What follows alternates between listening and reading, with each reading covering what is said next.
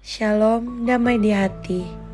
Bapak, Ibu, saudara-saudari yang dikasihi dan diberkati oleh Tuhan Yesus Kristus, marilah kita menaikkan puji syukur, limpah banyak terima kasih karena kasih penyertaan Tuhan kita boleh lagi berada di hari yang baru ini dengan keadaan yang baik dan bersuka cita. Bapak, Ibu, saudara-saudari, sebelum kita memulaikan aktivitas kita di sepanjang hari ini, marilah kita memohon tuntunan Roh Kudus dengan mempersiapkan hati dan pikiran kita untuk kita belajar dan merenungkan berita kebenaran firman Tuhan. Namun sebelumnya marilah kita satu di dalam doa. Selamat pagi Bapa, selamat pagi Tuhan Yesus, selamat pagi Roh Kudus. Kami mengucap syukur kepadamu ya Tuhan, karena penyertaan-Mu sehingga kami boleh ada di hari ini dengan keadaan yang baik dan penuh dengan sukacita. Ya Bapa, sebelum kami memulaikan seluruh aktivitas dalam kehidupan kami pada hari ini, kami memohon Engkau yang akan menuntun sehingga apa yang akan kami kerjakan dibuat Tuhan berhasil. Di saat ini Tuhan kami akan membaca dan merenungkan berita firman-Mu. Kiranya Roh Kudus mengurapi kami sehingga apa yang akan kami baca dan renungkan itu boleh tertanam dalam hati dan pikiran kami dan boleh kami lakukan dalam kehidupan kami. Namun Tuhan, kami sadar kami hanya manusia yang lemah, yang tidak luput dari dosa. Untuk itu ampunilah dan kasihanilah kami atas setiap dosa dan pelanggaran yang kami lakukan melawan kehendak-Mu. Ya Tuhan, inilah yang menjadi doa dan permohonan kami. Dalam nama Tuhan Yesus kami berdoa. Amin. Marilah kita membaca Alkitab yang terdapat pada Yesaya 50 ayat 9. Demikian firman Tuhan, sesungguhnya Tuhan Allah menolong aku. Siapakah yang berani menyatakan aku bersalah?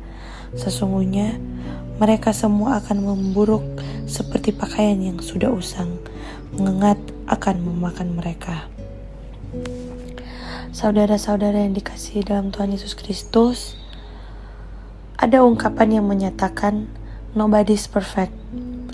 Tidak ada orang yang sempurna. Sehebat apapun seorang, pasti ia pernah berbuat sesuatu kesalahan.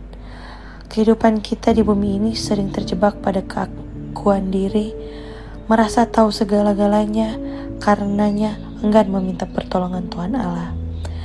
Mengakui pertolongan Tuhan Allah kadang hanya terjadi saat kita terjepit, tertekan, tidak berdaya dan manakala seringkali persoalan makin rumit.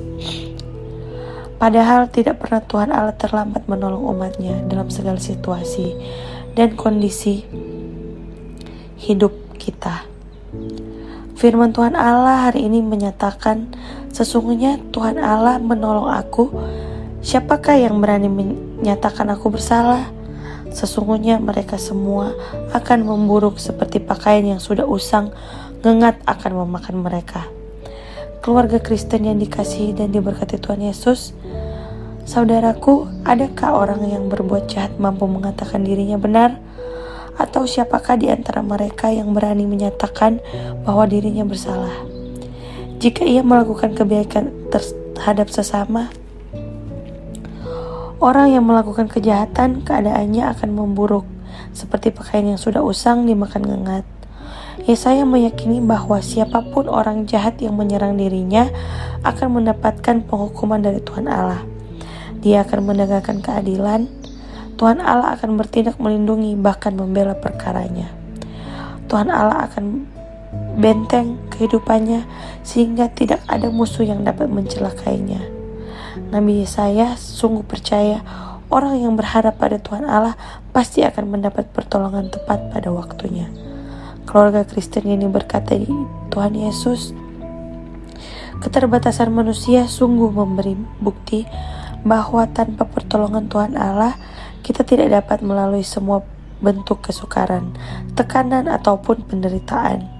Hanya Tuhan Allah di dalam Yesus Kristus yang sanggup menolong kita melewati berbagai pergumulan dan keluar sebagai pemenang dalam setiap persoalan hidup. Sebagai orang tua, kiranya akan terus mengingat akan anak-anak untuk belajar firman Tuhan dan melakukan apa yang ia kehendaki. Hiduplah sebagai orang benar dan percaya dan setia. Jangan pernah mengandalkan kekuatan sendiri ataupun membenarkan diri sendiri.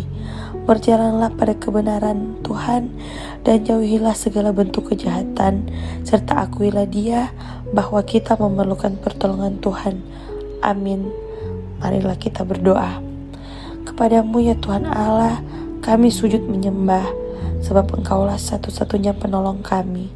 Berilah kami keberanian melakukan kebenaran, agar sedia hidup kami taat pada kehendak-Mu. Dalam nama Tuhan Yesus kami berdoa. Amin.